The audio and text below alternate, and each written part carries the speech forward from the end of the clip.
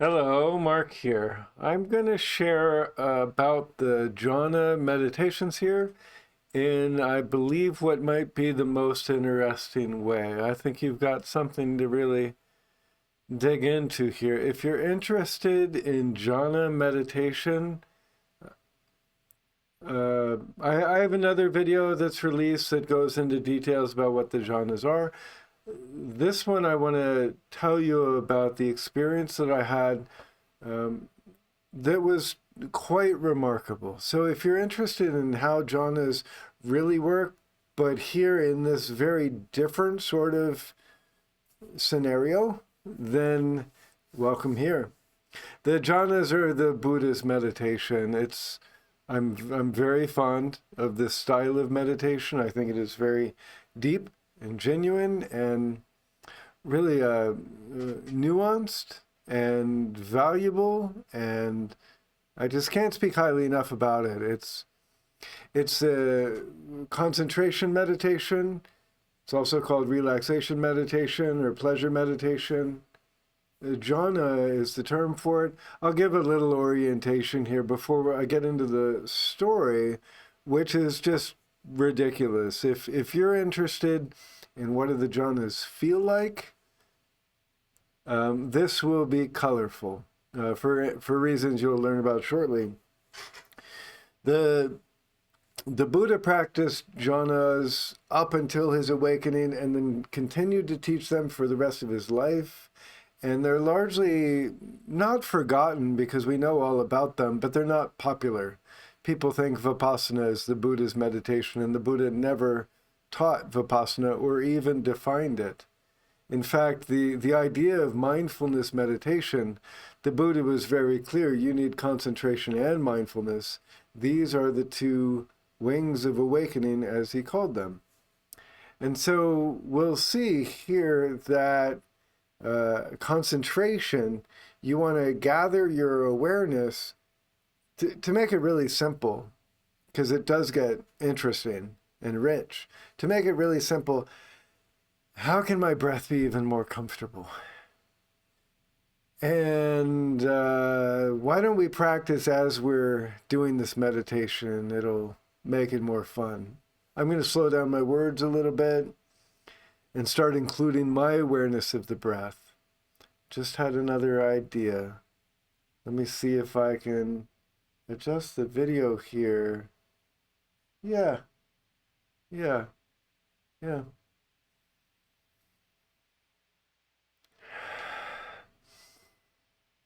See that over there?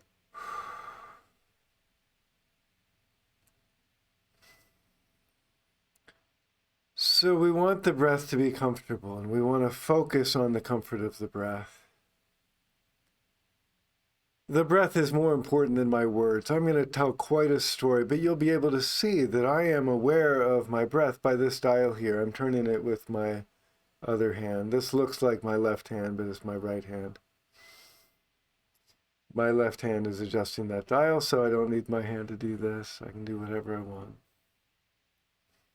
And this is an example of concentration. Well, I can know where my breath is even while I don't have a script. I'm making it up as I go. This is what becomes possible as we focus the concentration. The awareness of the breath becomes something that's running in the background. By the way, I may not be perfect. You'll see how perfect I am. You can hear that I am, of course, speaking only when I'm exhaling. I'm also wanting my breath to be as comfortable, like not as comfortable as possible. That sounds like a judgment. I wasn't very good right there. I want the breath to be comfortable. I want to luxuriate in it. I want to enjoy it. It's like a gift for me. I'm valuing and cherishing the breath. I just saw the image of myself, and it's kind of funny to talk like this. But we shall continue. Anyway, I've got a great story to tell you. Remarkable, like honestly mind-blowing. Simple enough that the practice is how do you make the breath more comfortable, feeling it in the whole body. The Buddha said it's important and valuable that you feel it in the whole body. You can get really concentrated on a point of light right here.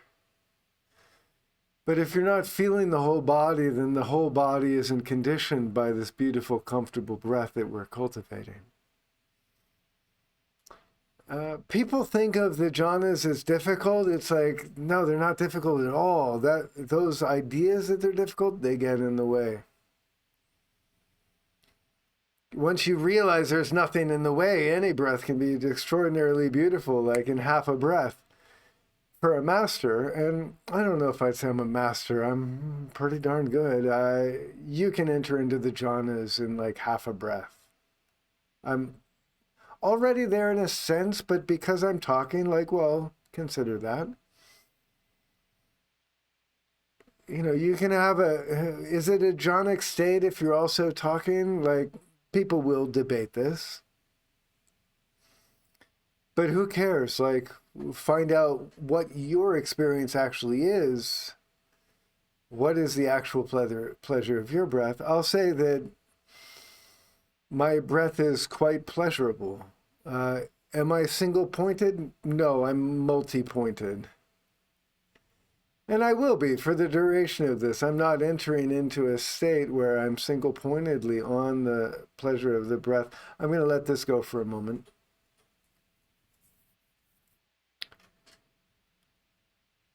When we focus on the breath so much and the pleasure draws us in, it becomes more interesting than any passing thought. So it's not that there aren't passing thoughts.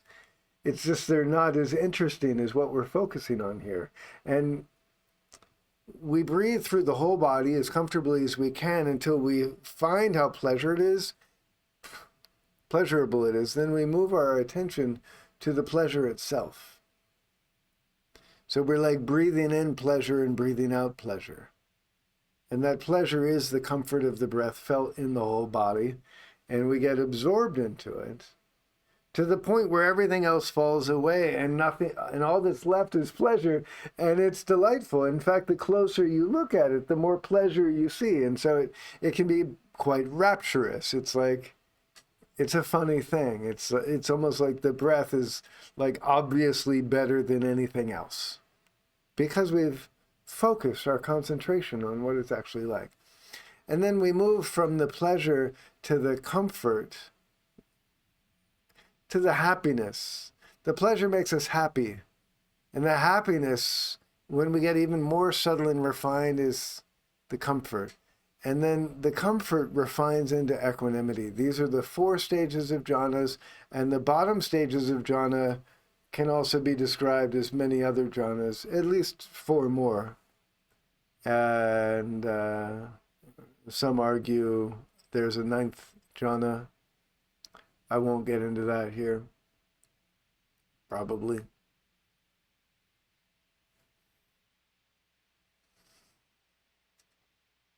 Yeah, so now my breath is more comfortable again because I'm focusing on it. And that's what you want to cultivate, is this pleasure, this piti.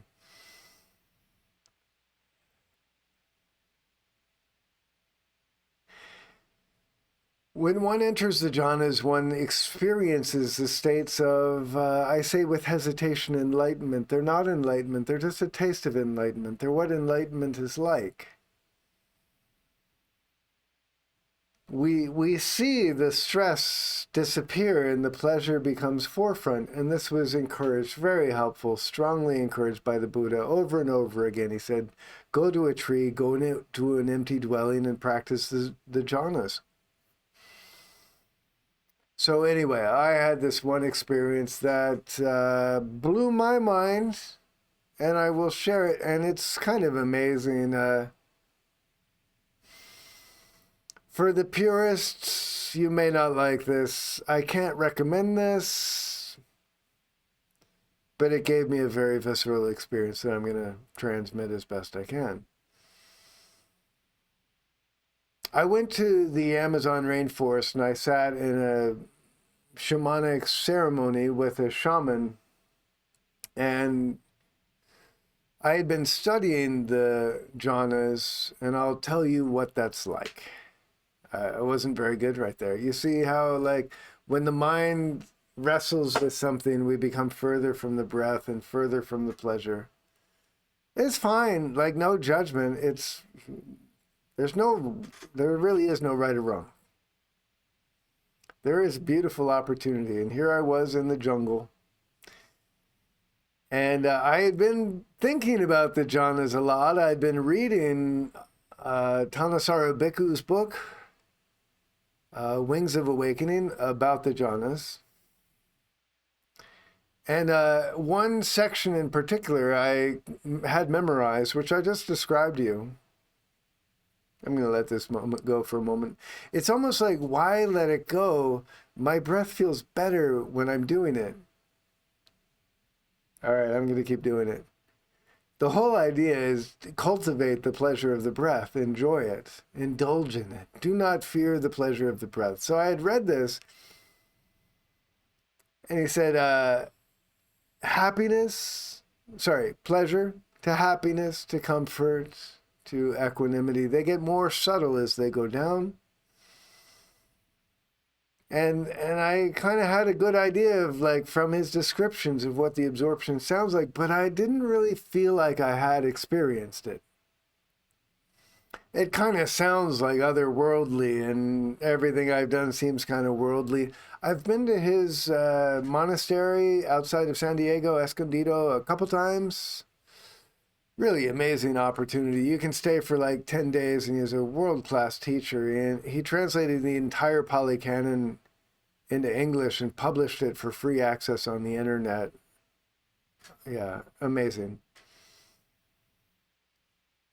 So I knew what to do when I entered the jhanas, but I had tried to enter the jhanas a bunch of times, and you can't enter the jhanas if you want to, because then you're wanting to be somewhere else that you're not. And the whole thing about the jhanas is like the pleasure of the breath right here. So if you want something else, that will get in the way. If you're trying to experience the jhanas, that will get in the way. So late in this ceremony, I'm just like sitting there, and I wasn't even meditating. I wasn't trying to meditate. I was just sitting there.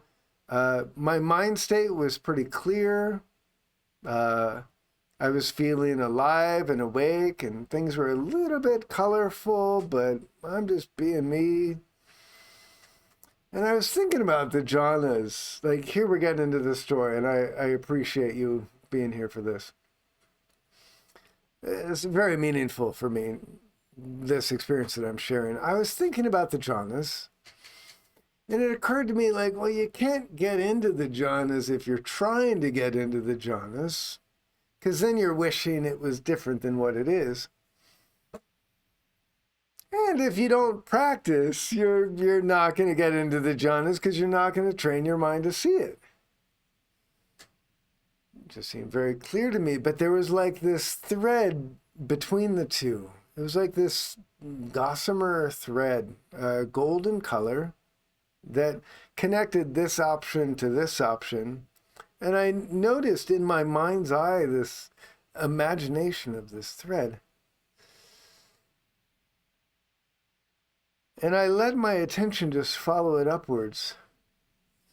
As I breathed in, I looked upwards, and it was like these giant golden teats were like just squeezing out this like beautiful honey. And it was just like all of my prayers were answered, and I like immediately I just started breathing in this honey, and it was exquisite. It was like honestly far beyond any other experience I'd ever had. Let me explain that, because that sounds hyperbolic or something. If you're driving down the road in a red sports car on a beautiful day with a beautiful woman, and fill out your fantasy however you like, it's not as good. Because that experience will end, and you know it. And it's like we want it, and our gratitudes are answered, Like, oh, this is the best. And that's kind of like what always happens in life. We're like, oh, this is even better. This is the best. And all of this comparison is noise that the mind is judging. It's just not that good. Whereas the pleasure that I breathed in, it was like pure and clear and like uncut. Like it was just pleasure. It was shocking and beautiful. It filled me up in a way that's hard to describe, but I'm going to try to move on quickly because there's a lot to cover here.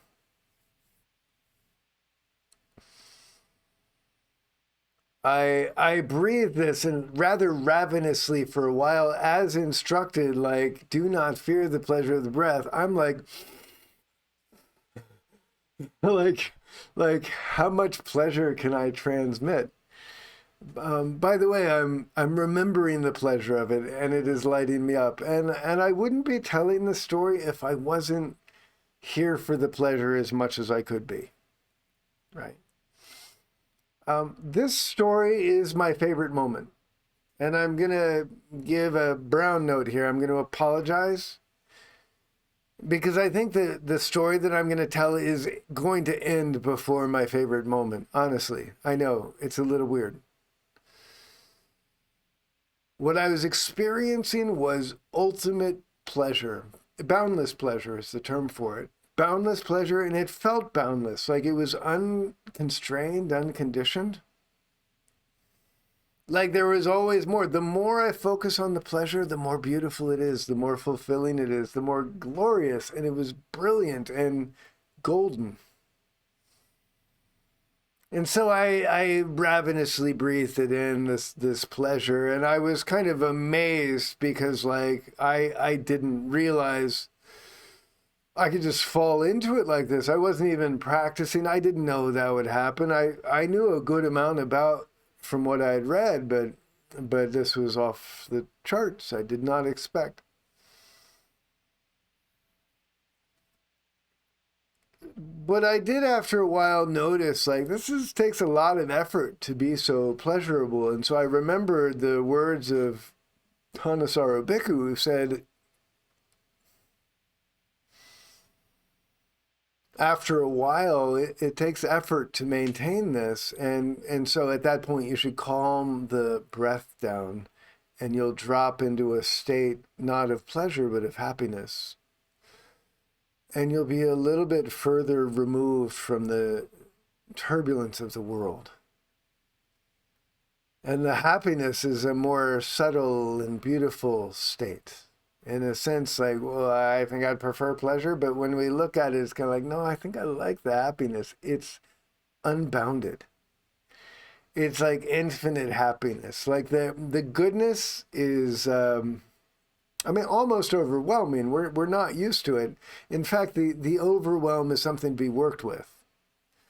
Largely, that's the reason that we don't actually experience these states. Usually, for most people, it's rare to experience these without practice. It's not unknown. The Buddha did experience some states like this, and various practices can give other states. I think oftentimes people have had the experience without recognizing what it is. A lot more to say about that. So unbounded happiness, and I was just like, well, here it is. I didn't know you could just drop into the second one on your first experience, but like clearly this happiness is unbounded, and it's a really interesting state because you can look at everything in the world, and as long as you have more attention on the happiness, the other stuff is just noise. It's like, yeah, I know other stuff happened that wouldn't make me happy. That's it's just not important compared to the happiness that's here right now. And funny enough, after a while, the happiness gets old. It's old, but it's just as happy. It's like the pleasure. It's still boundlessly pleasurable. I just don't really. I've had enough. So I quiet the breath further, and I move from happiness into contentment, and the contentment is boundless, and it's like, oh, everything just is good. Like boundlessly good. Like there's no end to the good. Like, and I can look more in the breath, and of course I'm feeling it in my whole body because I had the instruction. And why wouldn't I? Like, it's just like goodness everywhere. It's just like so much goodness. It's ridiculous. It is like totally ridiculous how, like, oh, I thought everything was more or less good. Now I just see how everything is good. And it's just amazing. And so I'm enjoying this for a good while. When I say a good while, I have no idea. Like 5 or 10 minutes. I mean, the whole experience I'm describing must have taken 40 minutes to an hour. I'm quite aware that I was going through altered states. And so I really have no idea. I'm guessing 40 minutes. That's a large amount of time. That's my best guess. So anyway, like I was here in boundless contentment. But the thing is, like, you're so present for it that every moment that is passing is like contentment. So it's a super focused, intense, like well,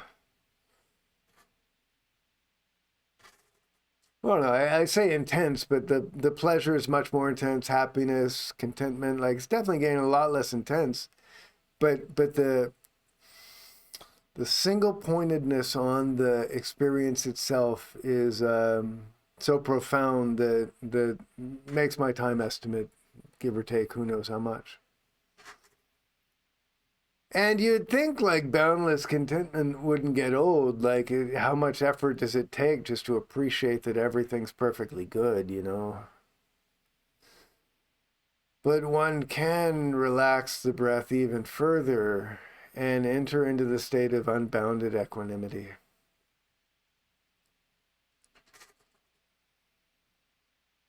And in doing so, it's like everything just becomes what it is without anything added.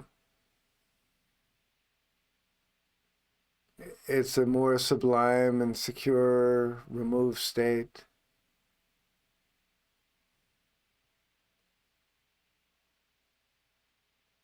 There's no possibility of good or bad just because the witnessing itself is equanimous. Everything is what it is.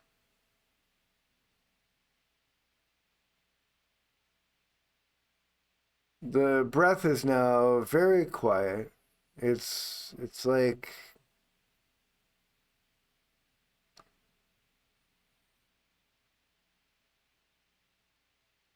it's, it's it's easy to feel it. It could be a lot quieter, but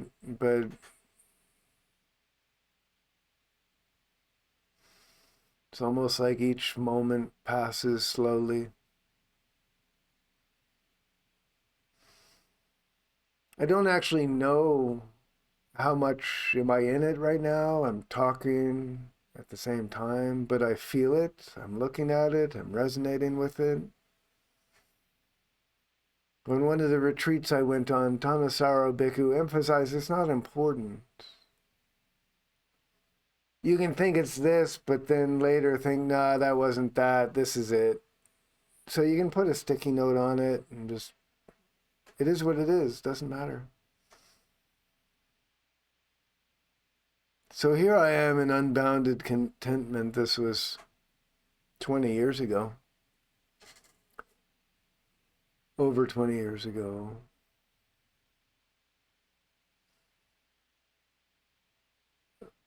But I knew that there are more states. This is the 4th jhana, but I knew there were 8 jhanas, that I knew what they were, and I knew how to get there. So it was like, I'm going to quiet the breath even further.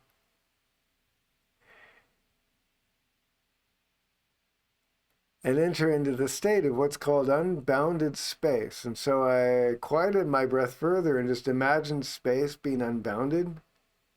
I'm going to let go of this here. And my mind just expanded into boundlessness, and it was infinite. It was like, oh, boundless space. And I recognized this experience from the very first time I tried to meditate. I had no instruction, so I just imagined myself shooting out into space and flying past planets and moons and then off into the outer solar system, and then just kept going and passing by stars and just kept on going. And after a while, past all the stars, and it was just empty space. And then a thing happened where my mind went boop, and everything became infinite in infinite number of directions. It was like you can imagine a line going to infinity in every direction, but then there became infinite dimensions between, and it was just like infinity by infinity. And it was such a disorienting experience that it snapped me out of the meditation then. I must have been 13 or 14 years old. But this time, boop, and it was just like everything is infinite in every direction. And you just rest there in equanimity. And then after a while, it's like, well, can I go even further and quiet the breath even more and go into a deeper state? And you do so by asking yourself, what's in the space? And again, it's kind of like, it shifts. It's like, what's in the space is awareness. And so suddenly I'm in unbounded awareness. Awareness is unbounded in every direction. And by the way, in a certain very real sense, I think you're seeing your mind in its true form. You know, it's like, here's an object. How mundane. Whereas this is the way the mind is. It's multidimensional, and the more awareness it is, the more it just grows. And you can imagine, like in my younger experience, it can be disorienting and overwhelming, and this can pop us out.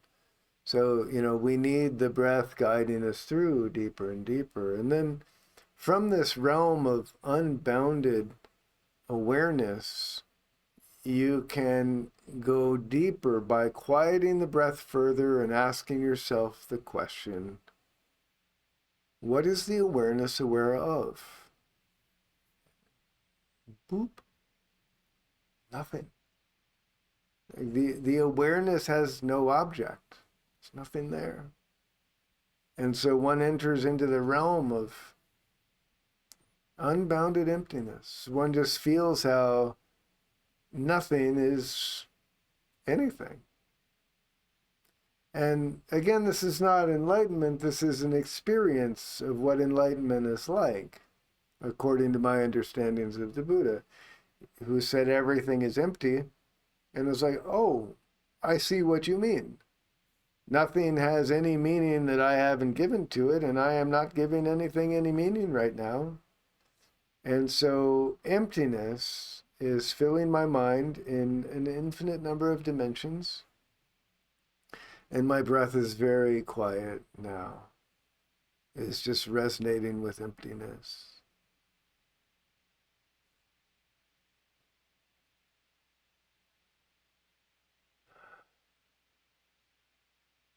And one quiets the breath even further and puts the tension right here at the third eye. The breath, it shifts. Quite a remarkable experience because everything disappears. All of the senses shut off completely. And the breath becomes so subtle that it's almost imperceptible. And one's awareness is here, and it's almost like there's a faint light glimmering at the third eye, so faint that you can barely see it. And the light is not different from the breath. The breath itself, which I guess is still throughout the body, but I only experience it here. All of the senses turn off completely. All that exists is this almost imperceptible light, which is the almost imperceptible breath. And when one lands there, it's like all of the noise has ended. And the mind is perfectly quiet. I will mention, after all, that there is a ninth jhana that I have not experienced, where one goes into complete unconsciousness, basically, follows the meditation into the unconscious realms. And apparently one can stay there for supposedly up to a couple weeks. And when they emerge from that meditation, they are forever changed because they have basically quieted their mind down to a depth far below conscious awareness. But in my case, that's not what happened. I thought this is all very good, but then I remembered that one can develop special powers, the CDs, by jumping from jhana to jhana. And I was kind of like I was shocked, honestly.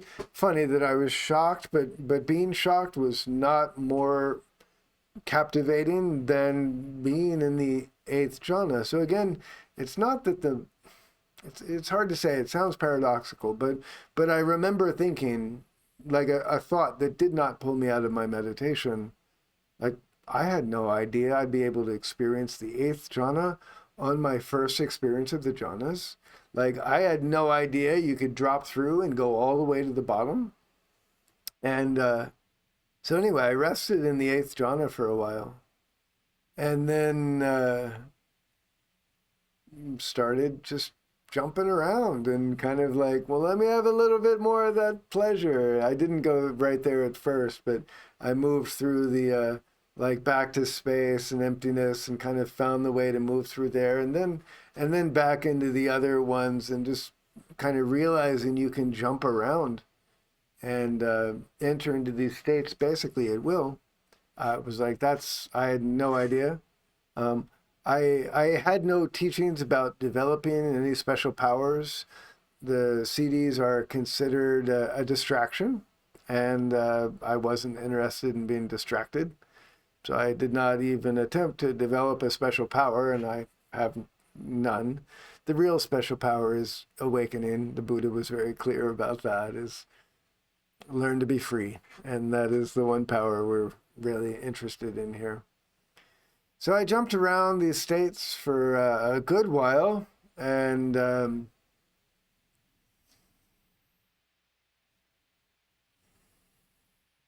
gathering to see what else I can include in this story. We're coming to the end. I think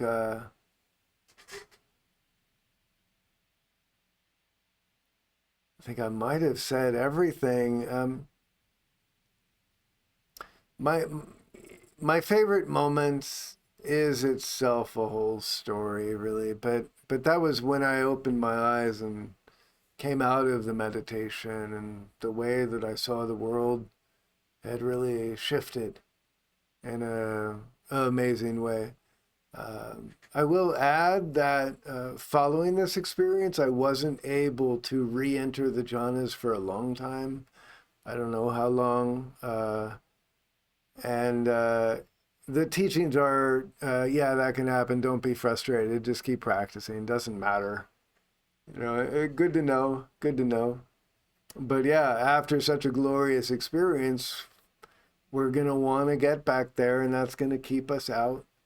And so just keep practicing and have new experiences and take them for what they are, you know. Anyway, the jhanas are such a beautiful, beautiful meditative practice. It almost seems like, to me, like this one stands far above the others for being like almost cartography of the possibilities of mindfulness and concentration. They really are designed for concentration, but it's mindfulness that helps you get into them. And once you get into them, you get to be discerning of what is it that I'm experiencing. So a lot of what happens today in meditation practice is that people are trying to be mindful and notice all the thoughts that are moving through their head, and they think, am I doing it right? I guess I'm doing it right. And that was totally not ever what the Buddha suggested or recommended. In fact, he warned against it. The Buddha did share that he thought concentration practice would be de-emphasized after his passing, and that it was really important. In fact, his final words really did resonate with practice hard, concentrate. Gather your awareness, focus it on this moment, and then be mindful of that. Notice what's happening in this concentrated perspective. That's when we have the opportunity to notice the three characteristics of reality. It's impermanent, there is no self, and it's connected by stress. And when we see that, that's what actually causes us to detach at these deeper levels. So the jhanas are incredibly important in the Buddhist framework. They are one of the Eightfold Path. Right concentration basically means practice the four jhanas, enter into equanimity, and be mindful and study from there. I hope this has been useful. It's been fun to share it with you. I encourage you to practice. To really emphasize, it's just much easier than we could imagine. It's only our minds that are in the way. Practice and focus. Ajahn Jeff is an amazing resource outside of San Diego. His books, his pen name, Thanissaro Bhikkhu. I just strongly encourage this practice, and wish you well on your journey. Be very well. Bye-bye.